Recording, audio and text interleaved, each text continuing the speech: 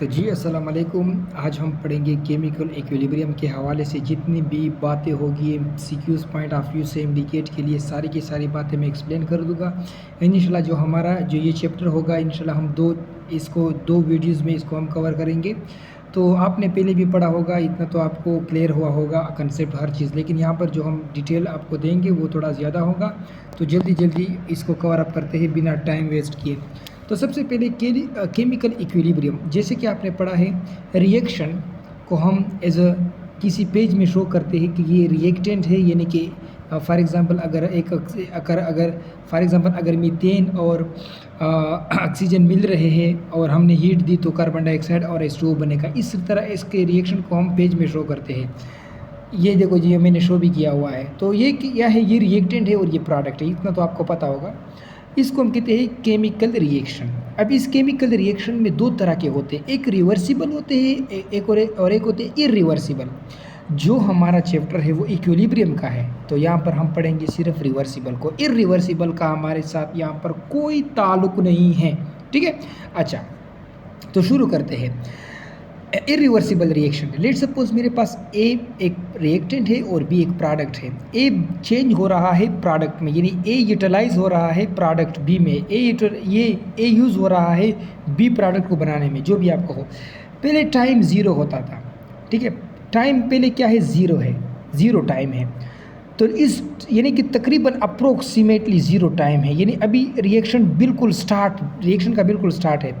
तो यहाँ पर हमने देखा कि ए की जो कंसंट्रेशन थी वो क्या थी, ज़्यादा थी। इनिशियल कंसंट्रेशन ऑफ ए ज़्यादा थी। रिएक्शन, ये आपके पास रिएक्टेंट्स है, ठीक है। ए कंसंट्रेशन ऑफ ए जब भी मैं कहूँ तो इसका मतलब ये रिएक्टेंट्स है और ये ज़्यादा थी, यानी ये कितनी थी, ए मोल पर लीटर थी, ठीक है। ये सपोजिशन है, लेट सपोज। अब टाइम आ गया x सेकेंड, कुछ टाइम गुजर गया, हमने देखा कि रिएक्टेंट यानी ए जो था वो कम्प्लीटली कंज्यूम हुआ बी को बनाने में, और हमने देखा कि ये 0 मोल पर लीटर ले गया, और ये जो बी था ये बी मोल, जो प्रोडक्ट है ये दिस इज़ अ प्रोडक्ट, ठीक है, और ये रह गया बी मोल पर लीटर। लेट सपोज इसमें हमने कुछ वैल्यू लिए, तो रिएक्टेंट ओनली इक्वल टू 0। ये जो रिएक्टेंट था ये मुकम्मल 0 हो गया कुछ टाइम बाद, और प्रोडक्ट जो था वो मैक्सिमम हो गया। अब इस किस्म के रिएक्शन को हम कहते हैं इरिवर्सिबल रिएक्शन, जो फिर दोबारा नहीं बनते हैं, ठीक है। एक बात, अच्छा, अभी हमारा इरिवर्सिबल रिएक्शन में कुछ और पॉइंट रहते हैं। The type of reaction proceed single direction, irreversible reaction. ऐसा रिएक्शन का टाइप जो सिंगल डायरेक्शन में हो उसको हम कहते हैं इरिवर्सिबल रिएक्शन, जो सिंगल डायरेक्शन हो, ठीक है। मेरे पास मीथेन है और ऑक्सीजन है, कार्बन डाइऑक्साइड और H2O। कार्बन डाइऑक्साइड तो चला गया हवा में और H2O रह गया, यानी कि ये फिर से ऐसा नहीं हो सकता कि ये फिर से मिल जाए और फिर आपको ये दे, ठीक है। यहाँ पर मैंने शो किया है एरो क्रॉस, नहीं हो सकता। सोडियम हाइड्रोक्साइड है, HCl है, सोडियम हाइड्रोक्साइड और H2O वेपराइज हो गया, तो ये भी इरिवर्सिबल रिएक्शन, आपको कभी भी इसका रिवर्सिबल नहीं मिलेगा, ठीक है। ये यहाँ पर मैंने ग्राफ भी लिखा हुआ है। लेट सपोज ये मेरे पास क्या था, ये रिएक्टेंट की कंसंट्रेशन थी, किसकी, रिएक्टेंट की कंसंट्रेशन और टाइम। रिएक्टेंट की कंसंट्रेशन पहले क्या थी, 0 टाइम में ज़्यादा थी, जिस तरह मैंने ऊपर शो किया है सपोजिशन। तो ये ज़्यादा थी टाइम के साथ कम हुई और आखिर ऐसा टाइम आया कि ये बिल्कुल 0 ही रह गई।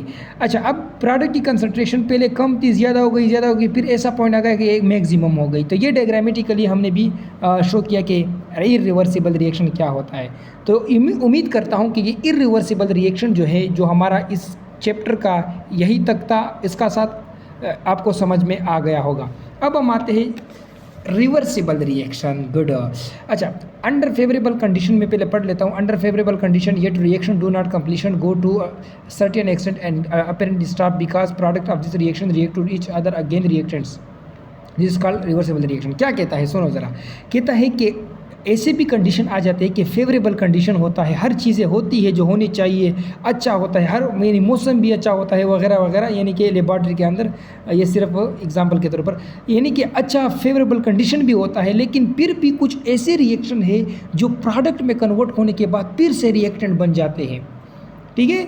बात समझ में आ गई। अच्छा, यानी कि फिर से ये रिएक्टेंट्स में बदल जाते हैं। इस रिएक्शन को हम कहते हैं रिवर्सिबल रिएक्शन, जिसमें रेट ऑफ फॉरवर्ड और रेट ऑफ रिवर्स फिर बराबर हो जाता है, यानी कि कंसंट्रेशन, इसकी कंसंट्रेशन में चेंज और इसकी कंसंट्रेशन में फिर आइंदा चेंज दोबारा चेंज नहीं आता उसे, और इसे हम कहते हैं इक्विलिब्रियम। ये तो थोड़ा पॉइंट है, इसको तो हम नीचे बहुत पढ़ेंगे यार।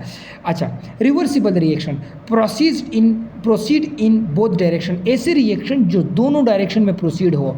लेट सपोज ये मेरे पास एक रिएक्टेंट ए है और ये बी एक प्रोडक्ट है। ये रिएक्टेंट चला गया ए, बी बना गया, अब ये बी जब बन गया ये फिर से उसने ए बना दिया। This reaction is called reversible reactions, ठीक है। अच्छा, इसकी रिप्रेजेंटेशन ये हाफ डबल एरो, ठीक है। ये इसका एग्जाम्पल क्या है, N2 और 3H2 एमोनिया बना रहे हैं, तो जिस टेम्परेचर पर ये बना था उसी टेम्परेचर पर ये फिर से डिकम्पोज हो गया, ठीक है। इस तरह आपके पास है सल्फर डाइऑक्साइड और ऑक्सीजन और सल्फर ट्राईऑक्साइड बनाता है। जिस टेम्परेचर पर हाई टेम्परेचर पर ये बना है, ये टेम्परेचर पर फिर ये डिकम्पोज होता है। इसको हम कहते हैं क्या, रिवर्सिबल रिएक्शंस, ठीक है। अच्छा, रिवर्सिबल रिएक्शन जो होता है, अब इस रिवर्सिबल रिएक्शन में आपको इक्विलिब्रियम मिलता है, ठीक है। तो rate at which A change to B, यानी कि जिस रेट से, यानी ए जो है ए रिएक्टेंट जिस रेट से बी में चेंज होता है उसको हम कहते हैं रेट ऑफ फॉरवर्ड रिएक्शन। बातों को भूलना नहीं है, छोटी छोटी बातें हैं मगर बहुत काम की है, ठीक है। ये यहाँ तक हो गया। अच्छा जी, rate at which B change to A again, जिस रेट से बी फिर से ए में चेंज होता है उस रेट को हम कहते हैं रेट ऑफ रिवर्स रिएक्शन। जी, यानी कि हमने, अब आपको तो पता है कि हमने प्रोडक्ट से फिर रिएक्टेंट बनाना होता है, क्योंकि ये रिएक्शन ऐसे नहीं मानते हैं। इसको मैं लॉ ऑफ मास एक्शन में आपको फिर से समझाऊंगा कि क्या क्या होता है। तो बी जिस रेट के साथ, जिस स्पीड के साथ जाता है उसे हम कहते हैं रेट ऑफ रिवर्स रिएक्शन, ठीक है। अच्छा, रेट आपके बुक में भी है, आपके अपने टेक्स्ट बुक में भी है कि rate it is the change in concentration of reactants, it is the change in concentration of reactants और प्रोडक्ट। यानी कि ये किस में चेंज है, यानी कि रिएक्टेंट की कंसंट्रेशन में चेंज टाइम के साथ या प्रोडक्ट की कंसंट्रेशन में चेंज टाइम के साथ, दिस इज कॉल्ड रेट।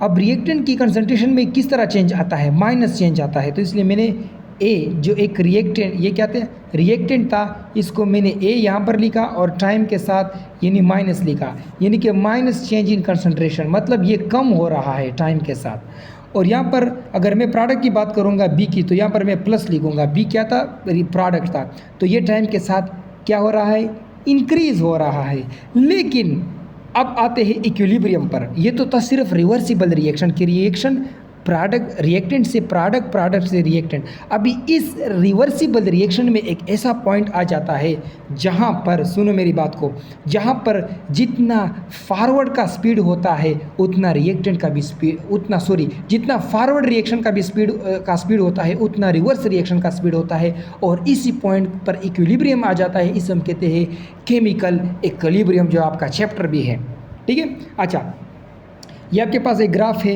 ये पहले बढ़ रहा था फिर कम हो रहा है, फिर एक पॉइंट आता है कि दोनों कांस्टेंट होते हैं, ठीक है।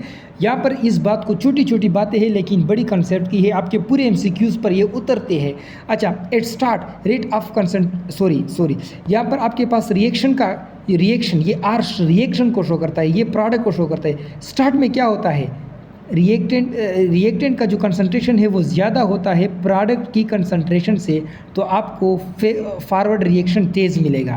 फिर उसके बाद ऐसा टाइम आ जाता है कि जो प्रोडक्ट का जो कंसंट्रेशन है वो रिएक्टेंट से ज़्यादा हो जाता है, तो आपके पास क्या रहेगा, बैकवर्ड रिएक्शन फास्ट रहेगा, ठीक है। इसको भूलना नहीं है, फॉरवर्ड फास्ट हो जाता है जबकि पहले ये बैकवर्ड फास्ट हो जाता है, उसके बाद आपके पास फॉरवर्ड फास्ट हो जाता है।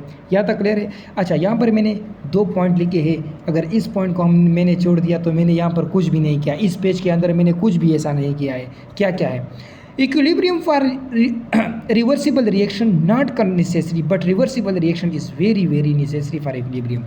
यानी कि आसान लफ्ज़ों में अगर मैं आपको समझा दूँ कि रिवर्सिबल रिएक्शन के लिए इक्विलिब्रियम ज़रूरी नहीं है, बल्कि इक्विलिब्रियम के लिए रिवर्सिबल रिएक्शन का होना ज़रूरी है। मतलब रिवर्सिबल रिएक्शन इक्विलिब्रियम पर डिपेंड नहीं करता, ठीक है। यानी कि इक्विलिब्रियम आए या ना आए, रिवर्सिबल रिएक्शन खुद होता है, मगर इक्विलिब्रियम रिवर्सिबल रिएक्शन पर डिपेंड करता है, क्योंकि अगर रिवर्सिबल रिएक्शन नहीं होगा तो इक्विलिब्रियम कहाँ से आएगा, ठीक है। यानी अगर ऐसा मैं कहूँ कि रिएक्टेंट है प्रोडक्ट में तब्दील हो रहा है। अगर ये इरिवर्सिबल है तो यहाँ पर इक्विलिब्रियम का कंसेप्ट ही नहीं बनता। समझ में आ गई बात? ठीक है, समझ में आ गई बात, ये बात ज़रूरी बात थी।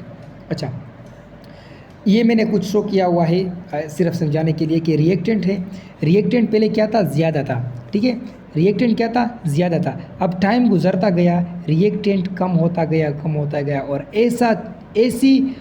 ऐसी स्टेज पर पहुंचा जहां पर ये फिर कम नहीं हुआ और ना ज़्यादा हुआ, यानी उसमें चेंज जो थी फर्दर चेंज नहीं हुई। उसके बाद प्रोडक्ट इनिशियल कम था, ज़्यादा होता गया और एक ऐसा पॉइंट आया कि फर्दर इसमें इंक्रीज़ या डिक्रीज़ नहीं होती गई और ये कांस्टेंट हो गया, ठीक है। और दूसरी बात जो मैंने यहाँ पर फिर छोड़ दी, मैंने कहा कि जो आपके पास यहाँ पर लिख लेता हूँ, जो आपके पास रेट यानी कि रिएक्टेंट जो प्रोडक्ट में चेंज हो रहा है, ठीक है, अभी तो आप समझ गए कि रिवर्सिबल रिएक्शन क्या होता है, इक्विलिब्रियम क्या होता है। इसके लिए कंसंट्रेशन क्या, इक्विलिब्रियम पॉइंट पर, ये इक्विलिब्रियम पॉइंट का एक बड़ा मेन कंसेप्ट है इक्विलिब्रियम। क्या इक्विलिब्रियम पॉइंट पर रिएक्टेंट और प्रोडक्ट की कंसंट्रेशन सेम होनी चाहिए? नो, ये ज़रूरी नहीं है कि 50% ये हो तो 50% ये होना चाहिए कंसंट्रेशन में। नो, ऐसा भी हो सकता है कि ये 30 हो और ये 70 हो कंसंट्रेशन में, ये 60 हो ये 40 हो, ठीक है, यानी कि 100 के रेफरेंस से। तो कंसंट्रेशन ज़रूरी नहीं है कि बराबर हो, ठीक है। अच्छा, अब हम आते हैं अपने अगले कंसेप्चुअल पॉइंट की तरफ। एट कंसंट्रेशन आपको पता है कि जब पहले रिएक्शन स्टार्ट होता है, जैसे इस ग्राफ में मैंने समझा दिया था कि रिएक्टेंट्स कम होता जाता है और प्रोडक्ट ज़्यादा होता जाता है, ठीक है। अच्छा, ऐसा पॉइंट अच्छा इक्विलिब्रियम पर ऐसा पॉइंट, अच्छा यहाँ पर जो मैंने ये बात की इसको मैं नीचे शो करूँगा, ठीक है। थोड़ा यहाँ पर मैंने थोड़ा नज़दीक लिखा हुआ है तो इंसान है गड़बड़ हो जाती है। अच्छा, यहाँ पर क्या है, rate of forward reaction is equal to rate of reverse reaction, ठीक है। अब इसमें ऐसा भी होता है कि रिएक्टेंट इस पॉइंट पर भी जहाँ पर इक्विलिब्रियम स्टेबलाइज्ड है, इस पॉइंट पर भी जो आपके पास रिएक्टेंट की कंसंट्रेशन है वो प्रोडक्ट से ज़्यादा है, यानी कि कंसंट्रेशन डिपेंड नहीं करता। इसको मैंने लेट सपोज ये N2 और +3H2 ये मिलकर एमोनिया बना रहे हैं और ये एमोनिया फिर डिकम्पोज हो रही है। ये कितने हैं, ये 4 मोल्स है, 4 मोल्स है, और ये कितना है, 2 मोल्स है, मतलब रिएक्टेंट ज़्यादा है प्रोडक्ट से।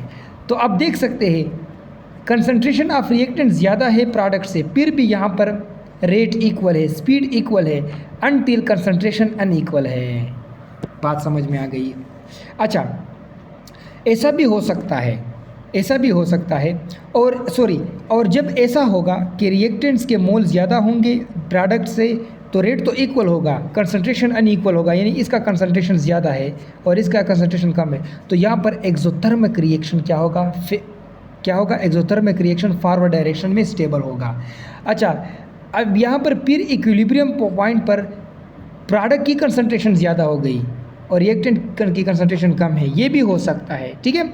अच्छा, ऐसा भी यानी कि अगर मैं कुल मिलाकर बात करूँ, बात को कम कर दूँ तो मैं कह सकता हूँ कि rate of forward reaction is equal to rate of reverse reaction. इसमें क्या क्या हो सकता है, इसके कई ग्राफ आ सकते हैं कि रिएक्टेंट की कंसंट्रेशन प्रोडक्ट से कम हो या रिएक्टेंट की कंसंट्रेशन प्रोडक्ट से ज़्यादा हो या दोनों बराबर हो, ये तीनों पॉसिबिलिटी आ सकती है। अब हम आते हैं अपने अगले topic, law of mass action.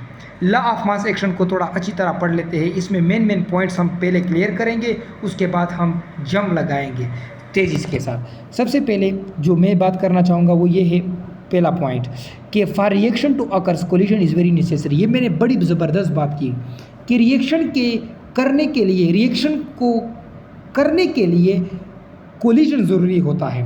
Let suppose मेरे पास ये क्या है, रिएक्टेंट्स है, क्या है आपके पास, रिएक्टेंट्स है।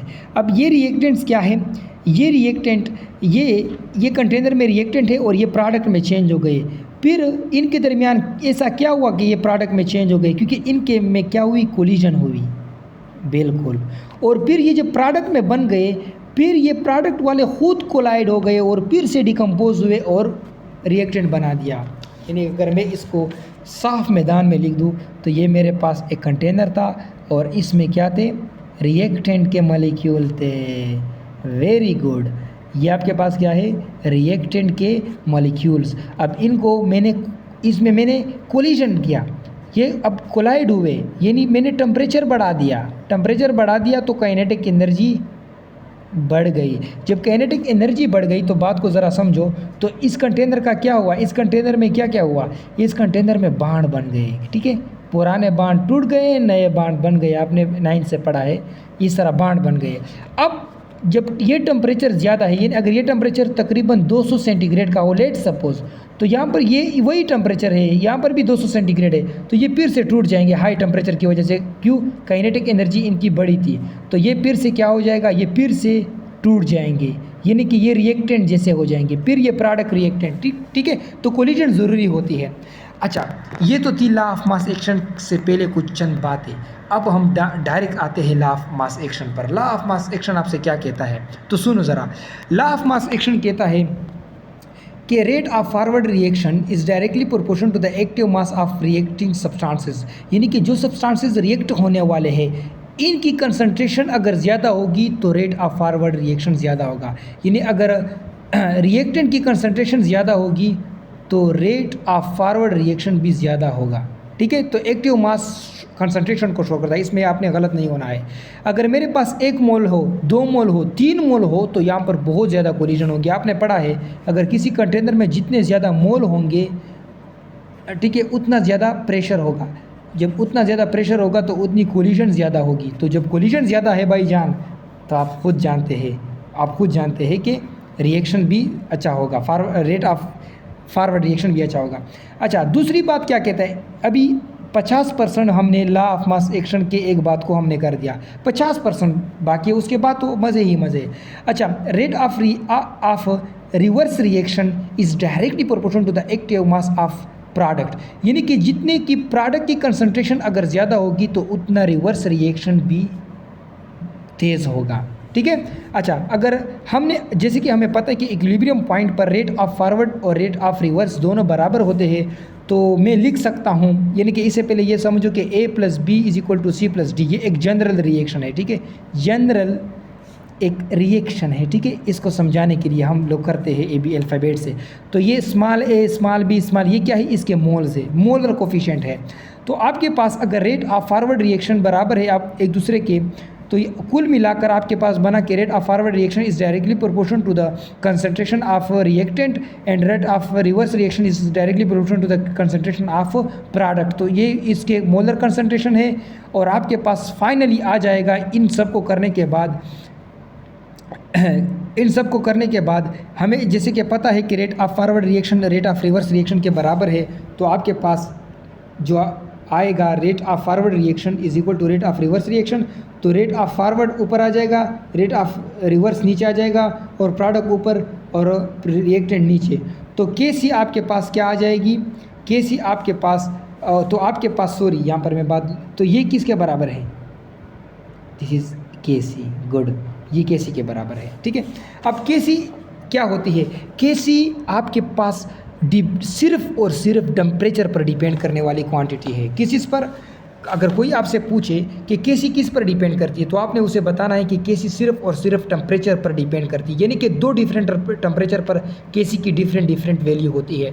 केसी इज इक्वल टू, ठीक है, यानी कि प्रोडक्ट की कंसंट्रेशन डिवाइड बाई रिएक्टेंट की कंसंट्रेशन। इसको मैं लिख सकता हूँ कि concentration of product divide by concentration of reactant, सिर्फ इक्विलिब्रियम के लिए। अब केसी का यूनिट क्या होगा, केसी का यूनिट आपके पास होगा, अगर ये प्रोडक्ट की कंसंट्रेशन डिवाइड बाई रिएक्टेंट की कंसंट्रेशन और ये number of moles of product है, number of moles of reactant है, तो ये मोलैरिटी के बराबर होगा। तो फाइनली आपका सर नहीं खुजाऊंगा, दर्द नहीं करेगा, तो फाइनली केसी की यूनिट होती है मोल dm क्यूब, यानी कि अगर इसको नीचे लिखोगे तो मोल पर dm क्यूब और डेल्टा n, और डेल्टा n शो करता है प्रोडक्ट की मोल्स माइनस किसकी मोल, रिएक्टेंट की मोल, ठीक है।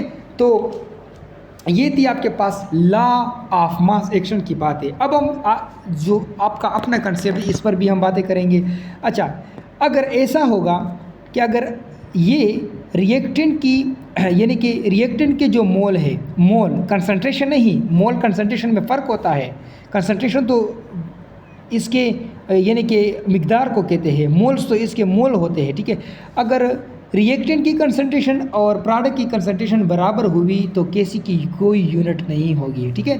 तो केसी यूनिटलेस हो जाएगी। लेट सपोज 112 रिएक्टेंट कितना है 2 मोल है और ये तो है 2 मोल। तो ये अगर बराबर है तो अगर इसमें अगर वैल्यू पुट कर दो मोलरिटी में उस ऊपर वाले फार्मूले में, तो केसी इज इक्वल टू मोलरिटी 0, तो केसी क्या होगी यूनिटलेस होगी। केसी की कोई, तो केसी 1 के बराबर हो जाएगी। 1 के बराबर का मतलब है कि केसी की कोई यूनिट नहीं है। तो अगर प्रोडक्ट की मोल ज़्यादा हो रिएक्टेंट से तो कंसंट्रेशन पॉजिटिव आएगा, ठीक है। तो केसी पॉजिटिव आएगा। किस तरह, लेट सपोज मेरे पास फास्फोरस पेंटाक्लोराइड है और ये डिकम्पोज हो रहा है फास्फोरस ट्राइक्लोराइड और क्लोरीन है और क्लोरीन मॉलिक्यूल में। तो ये कितना है 1 है और ये कितना है 2 है। तो आपके पास आ जाएगी केसी 2 - 1 और आपके पास केसी की वैल्यू आ जाएगी मोल पर डीएम क्यूब, जो एक पॉजिटिव वैल्यू है। इस तरह अगर ये ज़्यादा है प्रोडक्ट से तो केसी की वैल्यू नेगेटिव में आएगी। यहाँ पर आप खुद भी इसको सॉल्व कर सकते हो, स्क्रीनशॉट लो, कर लो। अच्छा, अब हम आते हैं ये तो आसान है, इस पर ज़्यादा टाइम वेस्ट नहीं करते। केपी ये गैस के लिए है, प्रेशर के लिए। तो partial pressure of reactants product divide by partial of pressure of products, ठीक है। इसके साथ साथ इसके मोलर कंसंट्रेशन, तो इसके एटीएम में इसकी क्या आएगी यूनिट, तो इसका जो यूनिट होगा वो एटीएम होगा, ठीक है। इसके साथ साथ और भी सारे एग्जांपल है, के एक्स मोल फ्रैक्शन है, नंबर ऑफ मोल्स है, ठीक है। अब हम आते हैं किस इस पर, के पी इज इक्वल टू के सी और आर टी डेल्टा एन। हमने ये आपने ये डिराइव किया होगा, उम्मीद करता हूँ आपने डिराइव किया हो तो आपके लिए आसानी होगी। K P is equal to K X R T divide by V, K P is equal to K N P divide by N. और ये आपके पास क्या है आपके पास प्रोडक्ट माइनस रिएक्टेंट्स में फ़र्क है, ठीक है। अच्छा, ये गैस के लिए है, ये आपके पास कांस्टेंट है मोल पर डीएम क्यूब। तो समझ लो ये एमसीक्यूज़ आता है, मैंने बहुत सारा इसमें देखा है कि इसमें एमसीक्यूज़ आता है। तो जब भी रिएक्टेंट की नंबर ऑफ मोल्स रिएक्टेंट के प्रोडक्ट के मोल्स के बराबर होंगे तो के पी के सी के बराबर होगी, के पी के सी के बराबर होगी, ठीक है। के पी के एक्स के बराबर होगी, के पी के एन की, यानी कि सारे के सारे इक्वल होंगे। तो आपने इसमें देखना है, ठीक है। यानी कि देखो ये कितना है 1 है, ये कितना है 1 है, तो 1 + 1 2 और ये कितना है 2 है, तो ये बराबर है।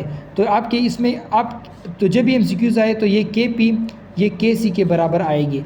तो यहाँ पर कितना है 1 1 और 2, तो फिर ये सेम हो गए। तो इस तरह अच्छा अगर प्रोडक्ट की मोल ज़्यादा हो रिएक्टेंट से तब क्या होगा, तब ऐसा होगा तो आपके पास ये पी लिखा है प्रोडक्ट, तो आपके पास के पी ज़्यादा होगी, इस पर रटा मार सकते हो, ठीक है।